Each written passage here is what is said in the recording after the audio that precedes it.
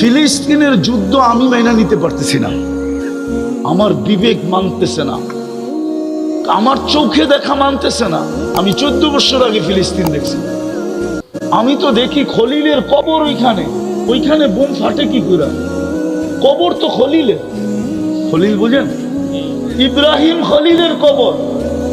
আমি তো চোখে দেখে বলতেছি, কবর আমার সামনে, এখন আপনাকে দেখাইতে পারতেছি না। খলিলের কবর যেখানে, ওইখানে বোম ফাটে কি করে? মুসা আলাইহিস সালামের কবর যেখানে, ওইখানে বোম ফাটে কি করে?